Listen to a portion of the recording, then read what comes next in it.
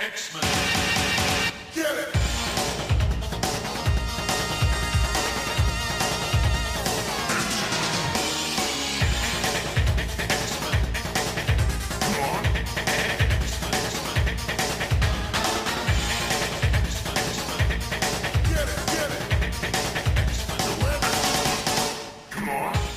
Hey everyone, and welcome to another exciting edition of Battle of the Atom.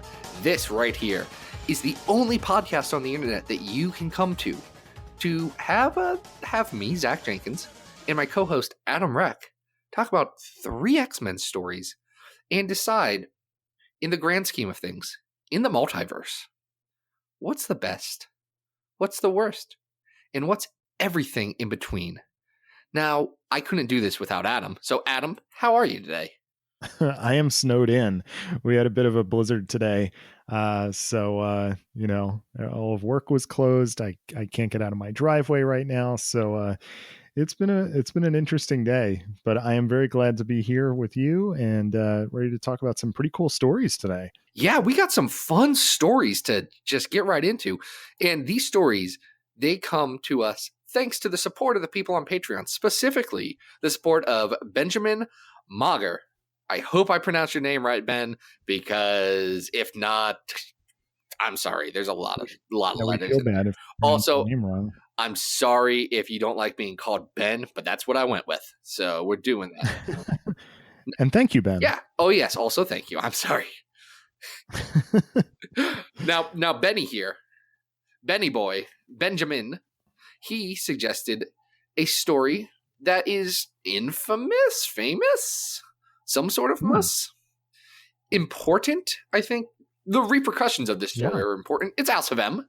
House of M. House of M, the 2005. Everybody's favorite letter of the alphabet. Well, this was a 2005 series that took 2 hot Marvel books, Brian Michael Bendis' New X-Men and Joss Whedon's astonishing Avengers, except for just switch those adjectives. Switch them. You got those adjectives. I screwed them right up. That's okay. Up. So just take those 2 and jump them back and forth with each other. Mm-hmm.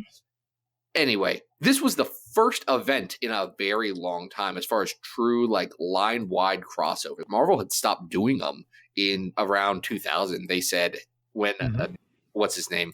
Pretty cool guy. Joe Quesada jumped in. He said, hey, these crossovers aren't working for us anymore. Let's stop them. And then it took them some time, and they said, well, let's ease them back in. And now we're where we are now. And now we're in overload, crossover every 3 months. Yeah. Well, it was interesting, just some of the backup of this. And you find this a lot during Joss Whedon's Astonishing X-Men run. John Cassaday, who's the artist on that run, slow is the right word, but they wanted him to be the only guy to do all 25 issues of that book, which did mean that they needed some stuff to keep that core team, because that was the X-Men team that had Cyclops and Wolverine on it, keep them in the forefront. So they had stuff like House of M, and they had stuff like the Phoenix End Song and War Songs and things like that were kind of prestige minis that focused on that team. And this also started that. I gotta say, I respect that creative decision. You got to let Cassaday do his work, because that book is amazing for a reason. Yeah, and it's nice that you have that all as one chunk. It's cool. Yeah, we haven't talked about that yet. That's going to do well on this list.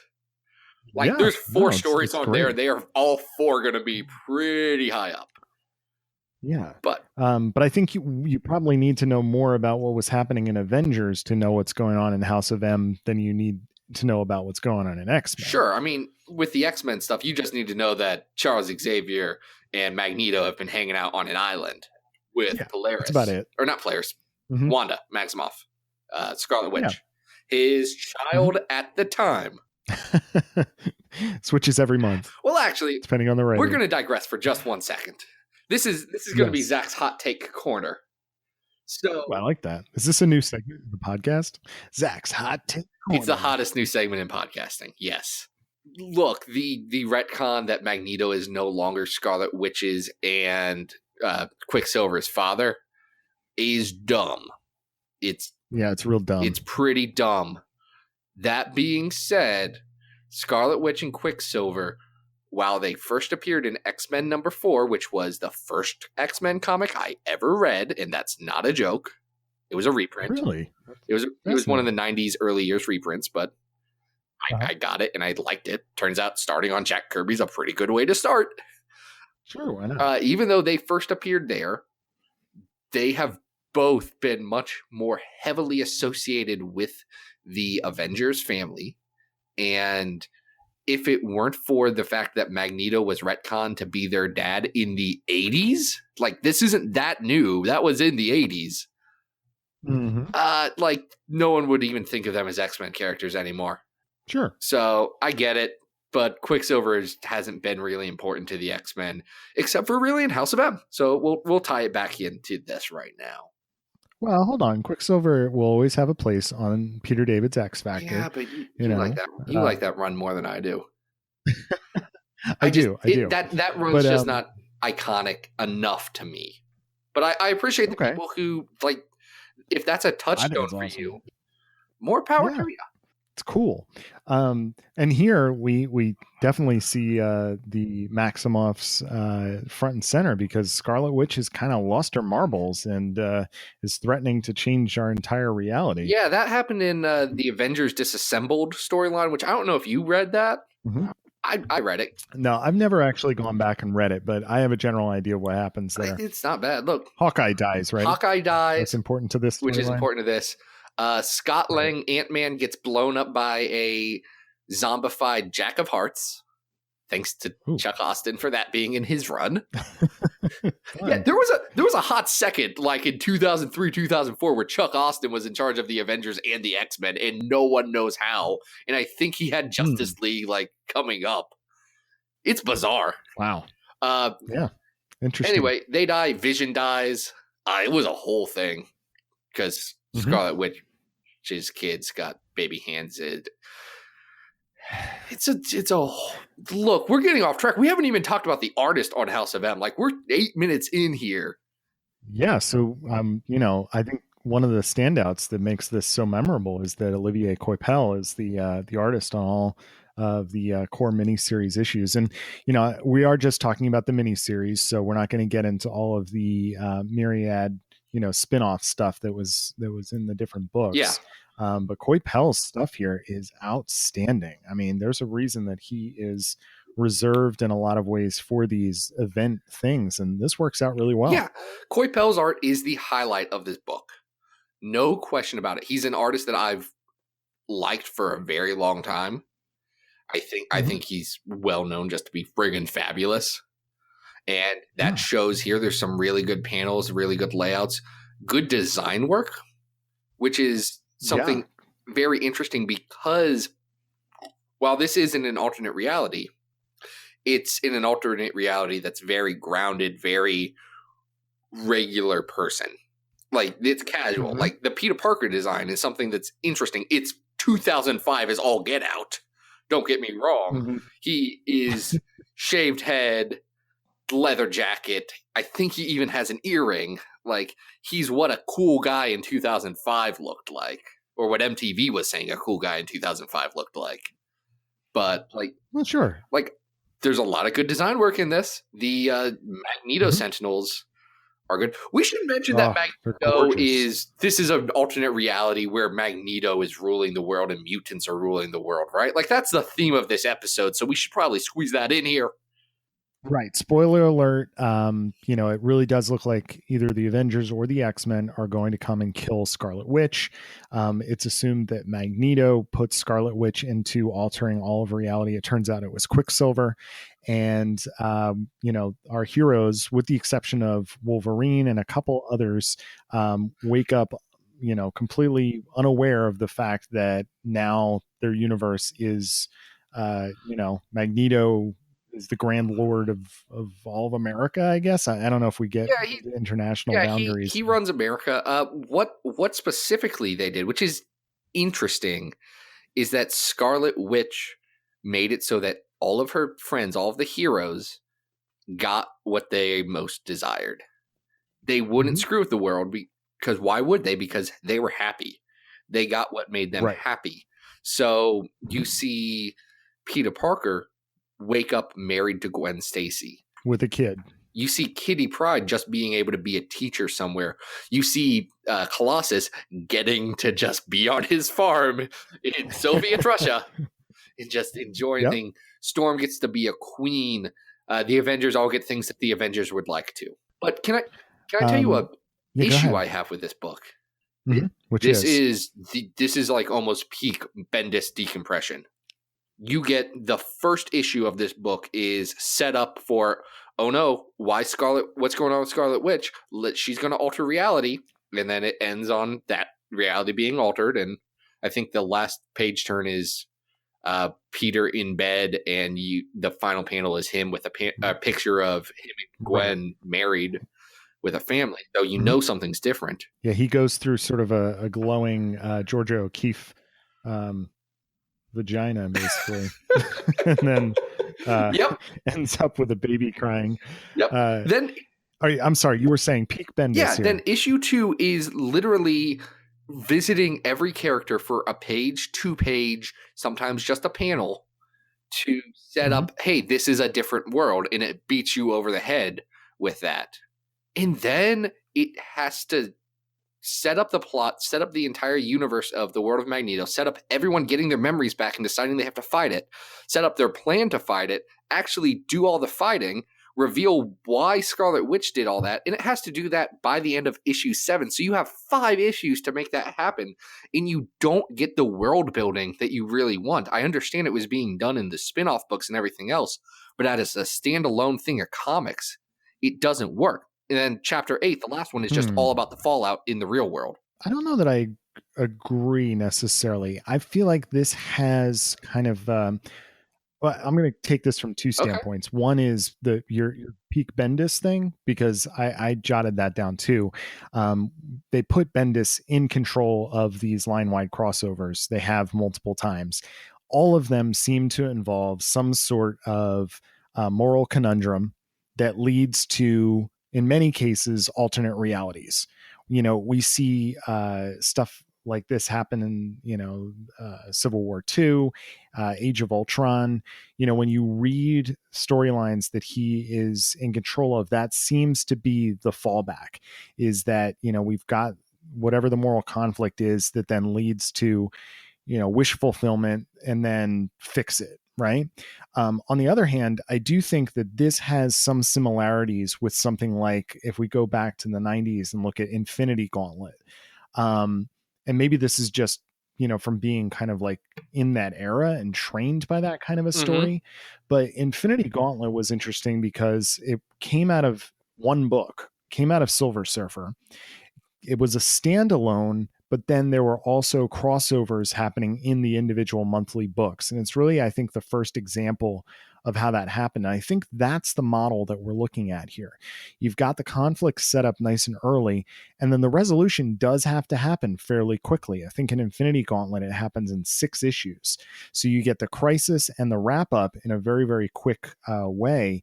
I don't really have a problem with the way in which this is structured, especially because if I was reading some of these books on a monthly basis, especially Spider-Man, I think I would probably have a larger worldview of what the world building was supposed to be. But I do agree that if you strip all of the other crossover books out, it's very streamlined. I appreciate that personally, just because I want to kind of get the point. I want the action going. But you're right. This could be 12 issues instead of just 8. Yeah, my biggest thing is I don't feel like you get the world building in these 8 issues very well. You get little touches of what the characters are doing, like this is their job. You get that for pretty much everyone. Yeah. But I mean, like, Wolverine is a character in this comic. He's probably the main character. Like, he's the point of view guy running through this. Yeah. He knows what's up. Yeah, he knows what's going on, but he doesn't grow, change, or do anything. There's consequences for Wolverine that come out of it. But it's literally a splash page at the end of issue 8 is his only consequence for this. So I think, I don't know. I don't absolutely adore this series, But I know we're running long on this, but we need to talk about the repercussion of this series because it does a big thing for X-Men. Yeah, no more mutants. No more mutants.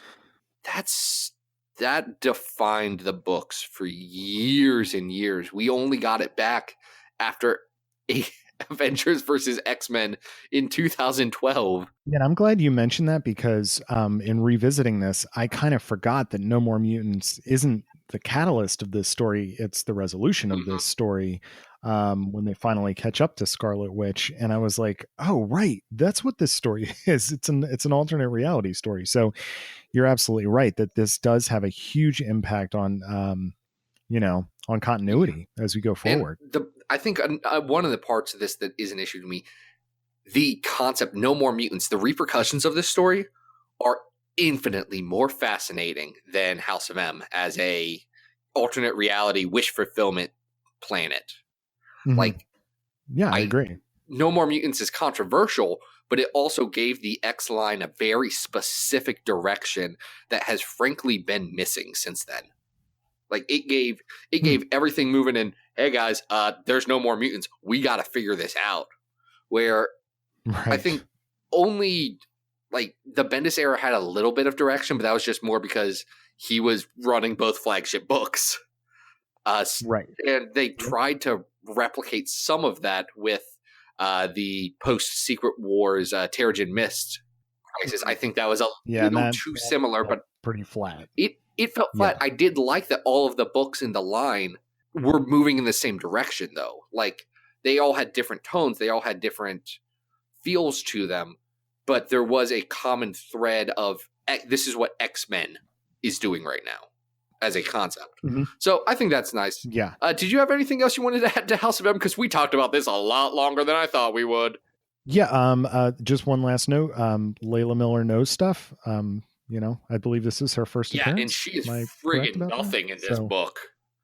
She is a plot but device. She's there and seems to know some stuff. But then, that's about it. So I don't know. Let's get into to ranking it. I think this is really good. I think I like it a lot more than you might. And a lot of that might just have to do with how beautiful Koi Pell's art is on all of it. It's very good. I do think, if we're going back to this idea that this is Bendis doing Bendis as Bendis-y as possible, this is kind of the one that I would want to go back to. I don't want to go back to some of the other line-wide crossover stuff that he's done. I would rather read this. I think if that's the case, then we need to put it above Battle of the Atom, which is currently number 37 on our list. And I think that's fair. Yes. Battle of the Atom suffers a lot of the same issues as this. House of M is probably a more direct, probably a better story. Then I don't think then that we can legitimately go higher than 30 with Inferno. It's not better than Inferno. No. So between that, we got X Factor 27, the Gifts issue, the first arc of Peter David's Government X Factor, the X-Terminators Inferno, which you will have to fight me, the Eunice issue of Jack Kirby and Stan Lee's X-Men, Demon, the Christmas issue of X-Men, and then the Marvel Holiday Special 1991. All right, so I know we got real angry about Exterminators. So is this better than, why don't we use that as our level here? Is this better than Exterminators? I don't think so. I don't think this No? Okay, well then there I don't think this is, that's where it should go then. You think this is better than the Unis the Untouchable issue? I do. I think that this has much more artistic merit than that particular one issue. Jack Kirby, God bless you. You're amazing. But Coipel is absolutely killing it on these issues. They are gorgeous. Olivier Coipel did not draw a panel of someone yelling at a carton of cigarettes saying, no dang cigarette's going to stop me from smoking it. That is true, but he did draw these absolutely gorgeous pictures of like Magneto-themed gold-plated Sentinels, and the man is outstanding. So good. I think even just based on artistic merit and the consequences of what comes out of this series, it's got to go. Yeah, fine. Okay. This is for Coipel's art. This is strongly for Coipel's art, but it's our new number 34, House of M. between the Exterminators issues of Inferno and the Unis issue of Silver Age X-Men. Next up, we have a funny story about this. So, House of M was the seed for which the rest of this episode was grown. And when I think of House of M, I think of House of Magnus. So, what are stories about Magneto ruling the world? Which there are several. I told Adam, hey, we should do Planet X, which is the name of the Grant Morrison Zornito series. Because I thought, okay, that's a good one. Right.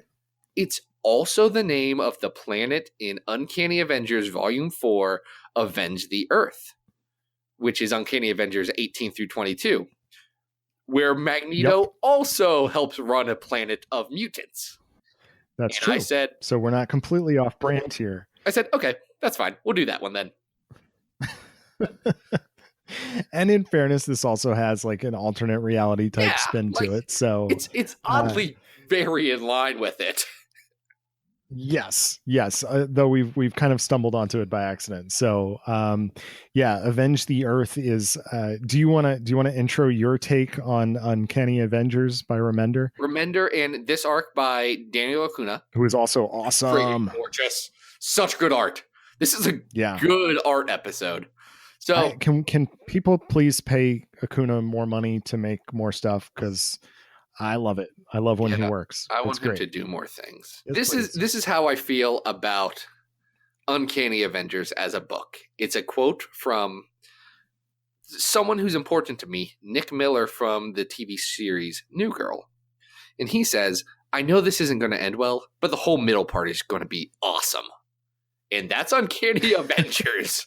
Because it starts pretty bad. The Red Skull, World War Evil Hate Man, and then Havoc's bad speech. Bad. Bad.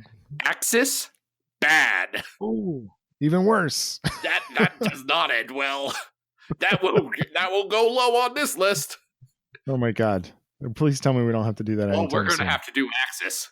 That's the worst 9 issues I bought all of. But let's talk about Avenge the Earth, because I think when we talked on about Dark Angel Saga, I talked about what Remender's strengths were, and one of them is when he completely cuts loose, is allowed to do multiverse hopping, is allowed to put whatever in his crazy mind characters he feels like smushing together into a storyline.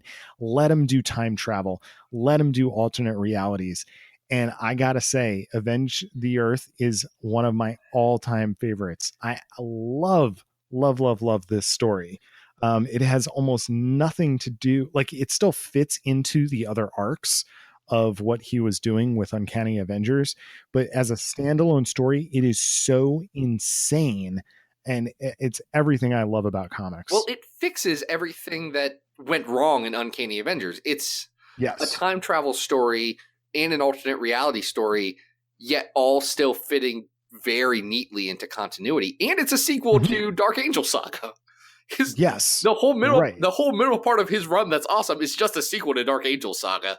But with, more not Iron Man, Captain America and Thor. Yeah. More Thor. Might be a good idea to talk about one of the huge highlights of this, aside from just, the beautiful artwork, which is that Kang is the central villain. Kang the Conqueror, Immortus, Iron Lad. What else is his name? Nathaniel Richards? Yeah, but he assembles this villain super team called the Chrono Corps. And Zach, I think you said you wanted to share the lineup here, because it is one of the most bizarre lineups of anything that's ever been in comics. This is great. Nuts. This is an insane lineup. It is Ahab, the mutant hunter from Days of Future Past, who is currently appearing on a national television show every week. Unbelievable, but unbelievable. May Parker, Venom from Earth X. Arno Stark, the Iron Man of 2 years from now, from 2020, with his weird geared shoulders. Those are great. Doom 2099, which canonically is the brain of Earth 616 Doom sent into the future, where he then decided to rule America, and he did it. Makes sense. Magistrate Elizabeth Braddock from the later half of Remender's Uncanny X-Force run, which is cool. Mm-hmm. Abomination, but also a Deathlock. And Strife. Sure. Strife. Yeah. And Thor. Like, just right. Thor, Odin's son, defender of mankind, is he's just there. Yeah. It's a good team. We should probably set up this arc because it may sound like we're insane people just blabbering on about comic books. Yeah, I mean, I think, do you want to just, get to the bottom of it about the Celestials? Yeah, the Celestials blew up the Earth because the Avengers and Right. X-Men could not work together. Mm-hmm. They blew up the Earth, and all the mutants got put on an arc and sent into the future somewhere. I forget exactly. Yeah, I think somewhere outside of the time stream. Yes. And then just made a planet called Planet X, where they rule. And Havoc and Wasp, who Wasp snuck aboard, fall in love and have a little baby together. And then Kang steals a friggin' baby. Urgh. Sounds like Kang. Yeah. Anyway, they go back in time and they say, hey, everyone, let's work together instead of letting the Earth blow up this time. And then they do that. Yeah. That's right. Rogue does one of her, I'm going to use everybody's powers that I can touch. And then it really just comes down to Thor and his fancy... I think it's an axe. Yeah, right? Jar Jar Mar, the axe that kills gods. The God Killer axe. Yes. Yeah. I did not pronounce Jar Jar Mar right. Yeah. No, it's okay. I just think, this does lots of stuff really, really well. And I enjoy it so much. Well, you did say that Rogue absorbed everyone's powers, but let's be very specific, because what I think you heard, dear listener, is that Rogue absorbed a lot of powers. Mm-hmm. What we actually said was Rogue absorbed everyone's powers. All of the Avengers, all of the X-Men. And she was just like, I'm going to punch not a Sentinel, a Celestial. It's a Jack Kirby robot. They do look similar. That's true. He had a specific style. Anyway, this is a fun arc. It's got great characters. It's got a Havoc that I don't absolutely hate. It's got Thor being really cool, which, I mean, we've talked on this episode or this series. I like Thor. I think he's a pretty neat dude. This is a good comic book. This is the last good thing to come out of Uncanny Avengers before it immediately... No, this is the second to last good thing to come out of Uncanny Avengers before it immediately dives off a cliff. The last good thing is that the results of this arc is that Sunfire, who's on the team, gets his freaking Age of Apocalypse look back, which is the best look for Sunfire, and I do not understand for the life of me why anyone goes back to his Rising Sun outfit, because I don't know. AOA Sunfire looks so great. That's true. It's way better. It's really good character design. Where should we rank this? Oh man, I don't know. This is kind of tricky because I really like this. It's pretty good. Yeah. So let's go with what I think is a reasonable cap for this. It's not better than Dark Angel Saga. Oh, no. Which is the other Remender. Like, this is the sequel to that. So we just make sure that we get that out of the way. It's not. Did we mention that the people who save Earth or save the mutants from blowing up are Archangel's kids who were raised by Kang the Conqueror? Kids he had with the Apocalypse twins. Yeah, it was the kids he had with Famine, I think. Oh, so weird. Friggin' so weird. Yeah, I don't know. I'm looking a lot lower than that, only because this isn't a true X-Men core story. You absolutely don't need to know this story to know, X-Men continuity. So I was kind of looking in the teens here. I think it's better than Daddy Cable. I think it's I think that might be a good place to look, is somewhere in there on the list. We just recently talked about the early Cable and Hope stuff. Well, I'd even go a little higher than that personally. I think it's probably better than X-Men 92, The World is a Vampire. Yes, I agree. I would also, I did love that What If World, Lord of the Vampires, but I like this better. This is almost equally as bonkers. Yeah, I do like this and would rather revisit it than, even though magic is really important to chronology and continuity, I think I'd rather come back to this. It's more fun. This isn't I better than the don't. dupe issue. This is not better than Wolverine and the X-Men 17, the dupe issue, which is at number 15 right Yeah. now. I also don't know if I would put it above Inferno New Mutants, which I also hold in pretty high esteem. So that might be my cap. Yeah, that's where I think we are on the precipice, because I agree it's probably better than Lord of the Vampires. It's not better than Inferno New Mutants. All right, well, Don't know how I feel about it compared to Storm and Ileana Magic. Can I tell you what I think for me might put it over the edge? Yeah, go ahead. This has consistently good Daniel Acuna art, and Storm and Ileana Magic consistently has house art. And at the end of the day, it does. It's a great story. I like it a lot. But it doesn't have Daniel Acuna just saying, I'm gonna be really good at drawing things. Okay, so is it 17? It's our new number 17, Uncanny Avengers, Avenge the Earth, which is 18 through 22. Now, the last issue we have on our list this day is a 6-part series that set up I don't even say it's set up. It came out in 2001, but this is the last vestige of the 90s. This is truly the swan song of 90s X-Men. If it starts with X-Men Volume 2, 1 through 3, it ends with Eve of Destruction, which is an X-Men story written by Scott Lobdell with pencils by Lenio Francis Yu, who is still drawing X-Events. In the year of our Lord 2018, still doing very good ones. Sal LaRocca, who is still drawing stuff, and Tom Rainey, who he may be doing stuff for some other. I don't think he's doing any Marvel stuff right now. I don't know that Tom Rainey is working for Marvel lately, but he did in the 90s. He did a bunch of X stuff. Yeah, he's not someone who's been working on that. No. Yeah, it looks like he stopped doing comics around 2010, 2012. I just recently looked him up for some reason. I cannot remember what his current projects are, but his style has changed dramatically. Sure. If I remember correctly. So he's definitely evolved over the years. So compliments to Tom. I remember liking his work back in the 90s.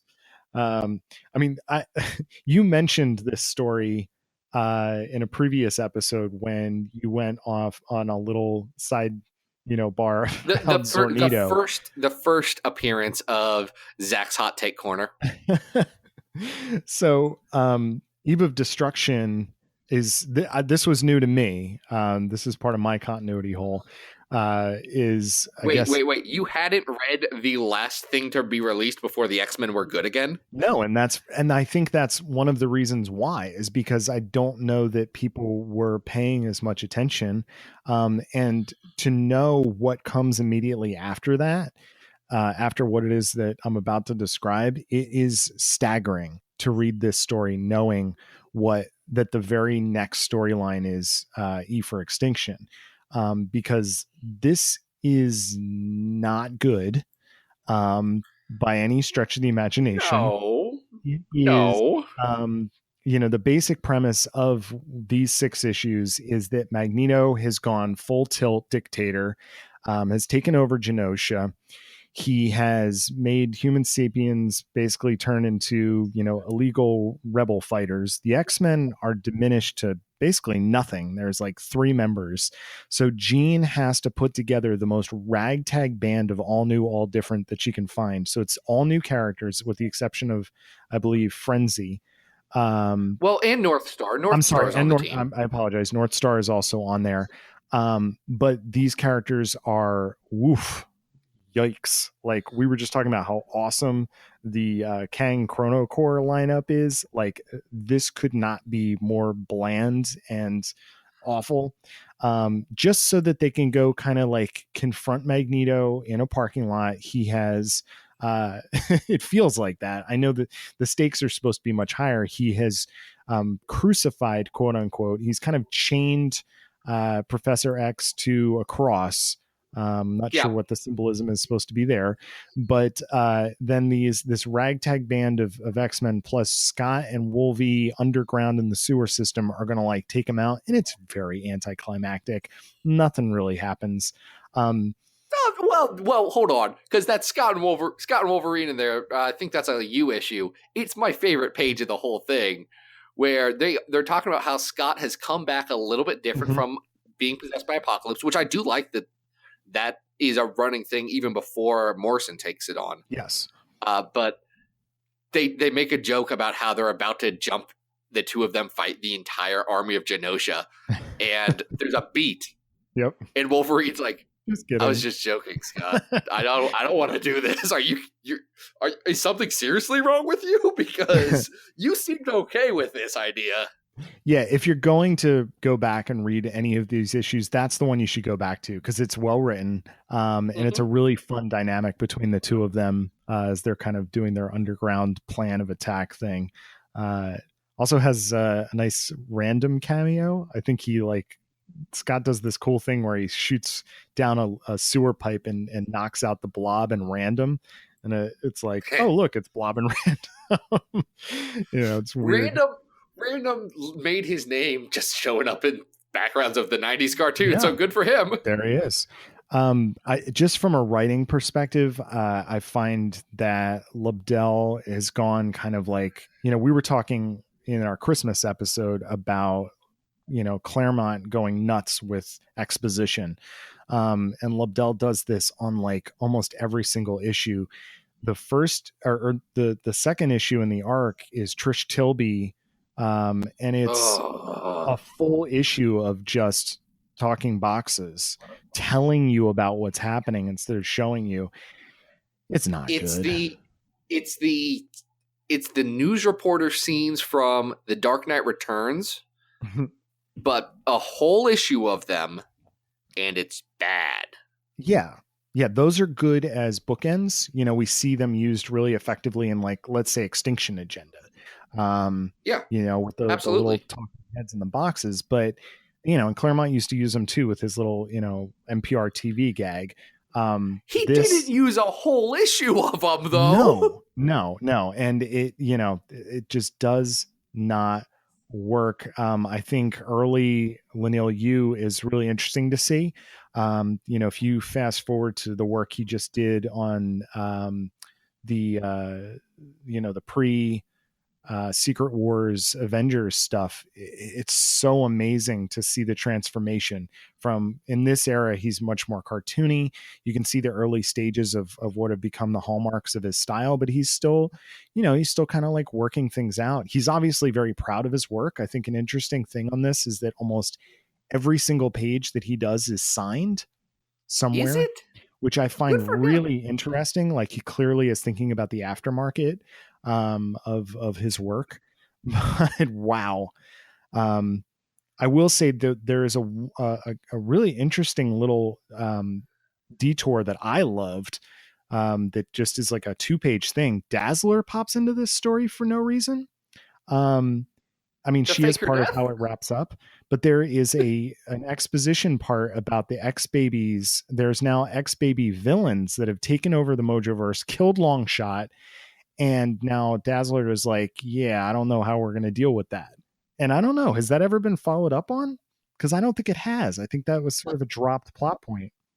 Like most things that happened in the Mojoverse, everyone immediately said, and we're going to move to the next thing. Yeah. I assume that the X-Baby Age of Apocalypse got canceled and moved forward. Well, wait, was this Mojo or was this Mojo 2, the obligatory sequel? That's a great question. I don't think I'd have to go back and see if she specifies whether it's Mojo 2. But these guys, it's just a really funny page to like be in the midst of what's supposed to be this very dramatic story, but none of this really works great. It doesn't. Look, I'm a guy who likes weird teams of X-Men. Mm-hmm. I think that's something that I've made a brand on. I'm someone who is trying to hashtag bring back Maggot. But this team None is of these guys Frenzy. Are Maggot. No. It's Frenzy, and I know there's people who are saying, Frenzy's a really cool character. That doesn't happen for 10 to 12 more years still. Mm-hmm. Don't even get 2001 Frenzy was still someone who was bad. You have North Star, who was angry and just had very little characterization. I don't like North Star in general. Well, and his characterization here is, I'm famous, I'm gay, and I don't want to talk to you. And those are his only character beats. When you talk about frenzy, Jean actually ends up kind of like using her psychic powers to control her into being part of the team. So she's not even herself as part of this story. She's zombified. It's not good. Then you have Sunpyre, who is Sunfire's sister. Right. And it's literally, I am Sunfire's sister. Uh-huh. That's it. And then you have Polly Provenazao. Oh boy. I murdered that name. I'm sorry, but Polly, you suck. You're in 6 issues and we never need to see you again. Nope. You're the reason why M Day was needed. He's a mafia guy, and right. he's just a dingbat. Mm-hmm. He's mean the entire time. No one likes him. He sucks. Yeah. And then there is Hector Rendoza, mm-hmm. who is a mutant who doesn't know why he's a mutant, doesn't really reveal his power until the very end, where he can be he can make his body translucent, so you can glob Herman him, just see his guts. Right. And then he can make other people, like if he touches them, he can push that power over their way. Right. That's it. And he uses that to freak out Magneto for a hot second. Yeah. That's it. That's it. That's all that happens. Yeah. Yeah, it's really disappointing. Dud of a story. It's everything that Morrison does in Planet X in his new X-Men run, mm-hmm. but way worse. Yeah, and people already don't like that storyline. So well, they don't like this one either. Right. I do, again, like you said earlier, I think this informs Morrison's characterization of Magneto a lot more. That's why the X officers were like, oh yeah, that makes sense. He's kind of been super evil since 1991. Right. Yeah, it is in character. You are absolutely right. This totally justifies everything you were saying. I will give this this arc a little gold star, because the first issue of this arc is Kitty dropping out of the X-Men after having brought Colossus's ashes back to Russia, and I did like that issue. I thought. Wait! Are you talking about the standalone? That's not we're not counting that. We're starting. But it does. No, that's a standalone that we will rank that separately, my dude. Okay, all right. So we'll just Kitty going to Russia and doing all that stuff. No, that's a separate. That's one of Scott Lobdell's oddly good character pieces that he does in this era. Like he does one with Cyclops and Corsair that I really like. He does Colossus's dying issue that's pretty good. There's a chunk in there that isn't awful. I feel because I don't think so. I don't have the trade. I read this on Unlimited, and I just read everything that said Eve of Destruction or prologue to Eve of Destruction. I think it's X-Men 110, X-Men 111, Uncanny 392, X-Men 112, Uncanny 397, and X-Men 113. That was excellent podcast content right there for you guys. The reading order verbatim for X-Men Eve of Destruction. Please don't read this comic. This is bad. Where do we want to put it? I'm looking down pretty low on this. I'm looking X-Men Mangaverse, I'm down towards the bottom here. Is it? Like, I'm looking, it's worse than Heroes for Hope. Yeah. I like Heroes for Hope for what it is. It's just a bad comic. Is it worse than God Loves Man Kills 2? Which is also a bad comic. I thought this was better than God Loves Man Kills 2. I mean, at the it's been a very while least, since I've read it God Loves Man has. Kills 2. So. Yeah, I mean, I think at the very least, this has that Scott and Logan issue, which is fun. I think good. That is enough of a reason to hold out a little bit of a hope for this. The rest of it's not good. Don't read the rest of it. Well, then, is it better than the first arc of X Factor, which has a bad beginning, and is in fact, it is 6 bad issues. It's just the last one that Wheezy did is less bad. She was just working with the tools that she was given. I don't know, man. And it's so like, what's terrible about this? I'm kind of like indifferent about it because it's just like, we're not going to go back and reread these. Oh, look, I told you. I said, hey, I read this like 4 months ago. I'm not reading it again. Yeah. Those are 5 issues I don't need to see. This is fresh enough off the dome. I'm going to say that this is worse than the first 6 issues of X Factor. At least there, however misguided, there is much more structure. And, we do get, some of the hallmarks that then stick through for the rest of the series. Whereas this just feels very slapdash. And I really don't get what the point of it was. It lacks, it lacks. So it I don't lacks. know. Cool, yeah, that's fine with 58. Me. I'm cool. This will be our new number 58. X-Men Eve of Destruction. Man, nice. Why did we make that last? That was a downer ending. Downer ending to this. We should have finished on Avenge the Earth. Oh, we were so excited. We got so distracted on this episode too. I'm sorry, guys. We had a lot to talk about. I hope you enjoyed the content. Yeah. The good news about this content is that every week you can find it on XavierFiles.com. That is also where I have weekly talks about different X-Men characters, like Quicksilver this week. You can also find everything that I do on Twitter at Xavier Files. And Adam, where can people find you online? You guys can always go to adamrec.tumblr.com. You can also follow me at Arthur Stacy. The third, quote unquote, issue of Bish and Jubes, which is called The Search for Bish and Jubes, has begun. You guys are going to be seeing at least a page for that for the next, new pages every Monday for the next couple of weeks. For at least the next couple months. So enjoy the new story, and so excited. Keep following. I'm so excited. It's a joy to me. Like, obviously, we're friends. We do a podcast together. Yeah. I say this every week. If you guys aren't reading Bish and Jubes, what's wrong with you? It's on his Tumblr. Sam. It's on Xavier Files. Go friggin' read it. It has its own button on my website because I love it so much. Awesome. Thank you, buddy. Oh, it's okay.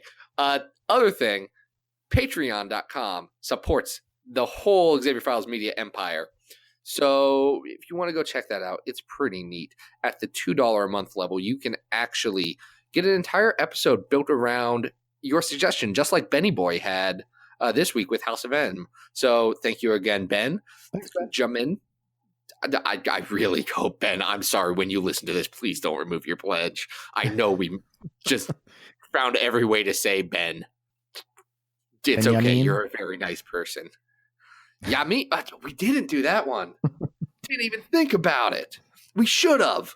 That's okay. Anyway, Ben and everyone else on Patreon, you're the best. One fun note, once we hit the $100 a month level, we will actually be releasing a Xavier Files zine, which I'm excited about. I'm going to be working with some pretty killer artists, get some cool articles written, just have some fun stuff. It's still in the development phase in my mind, but once we're diving closer to that $100 a month level, we are going to get real into it. It's going to be a lot of fun. Beyond that, the last thing I did want to mention, there is a comic publication called Panel X Panel, Panel by Panel, that I contributed to the 7th issue that came out this week as we're recording it. It was about the Valiant series, Secret Weapons. Oh my gosh. Sorry, I was thinking Secret Empire, no. Secret Warriors, no. Secret War, no. Secret Weapons, that's what it is. Secret Weapons 0. I got to do a little review about X-Men Grand Design, which is a fabulous book. Go read it. And it's a lot of fun. If you complain about Bleeding Cool and CBR and other comic book news journalism, the best stuff like Panel by Panel and the MNT, it's behind a very cheap paywall. Just go support good stuff. And that's the end of Ad Corner, and I think that's the end of this episode. Adam, did we do well? Did we have a good time here today? We did, and we hope you guys join us the next time. Yeah, everyone, this has been Battle of the Atom. We hope you survived the experience. Get it!